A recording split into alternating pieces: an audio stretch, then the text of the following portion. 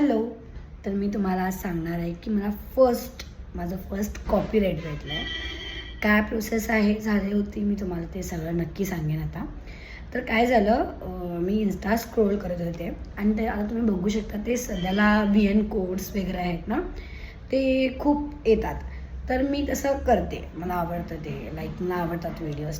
तोही व्हिडिओ मला आवडला आणि मग मी त्याचा स्क्रीनशॉट घेतलं आणि तो मी VNमध्ये स्कॅन करून मी व्हिडिओ तयार केला.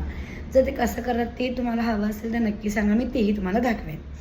तर काय झालं, मग मी केला, मला व्हिडिओ भेटला आणि मग नंतर तो व्हिडिओ मी काय केला, यूट्यूबला पोस्ट केला. इन्स्टाला नाही, यूट्यूबला पोस्ट केला आणि विदिन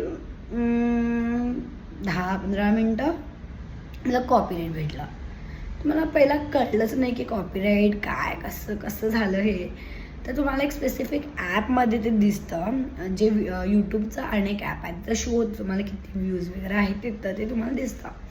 तर मला तिथं दिसलं ते की मला कॉपीराईट भेटलं आहे फर्स्ट. सो मी काय केलं, फर्स्ट त्या ॲपमध्ये वगैरे जाऊन मी पहिला ते व्हिडिओ डिलीट केलं.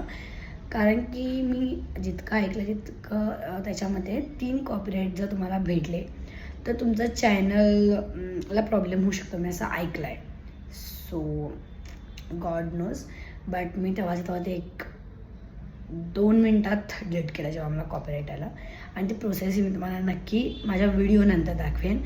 आता मी सध्याला असा विचार केला आहे की काहीतरी नवीन मी आपल्या चॅनलवरती मी सांगत जाईन. ह्याच्यानंतर मी एक सिरीज स्टार्ट करायचा विचार करते आहे, आय डोंट नो कुठली. तुम्ही मला नक्की सांगा की मी कुठली करू शकते 30 दिवस. सो तर अशा चांगल्या व्हिडिओसाठी मला सबस्क्राईब नक्की करा, विसरू नका, लाईक करा आणि शेअर करा. सो मी माझ्या ह्या व्हिडिओनंतर नक्की ती व्हिडिओ अटॅच करेन. Okay, bye. तर हाच आहे तो व्हिडिओ ज्याच्यावरती मला कॉपीराईट भेटला होता. तुम्ही बघू शकता तिथं डिस्टिंक्शनमध्ये कॉपीराईट भेटलं आहे. त्यामुळे मी फट ते व्हिडिओ काय केला, डिलीट केला. तुम्ही बघू शकता. देवा.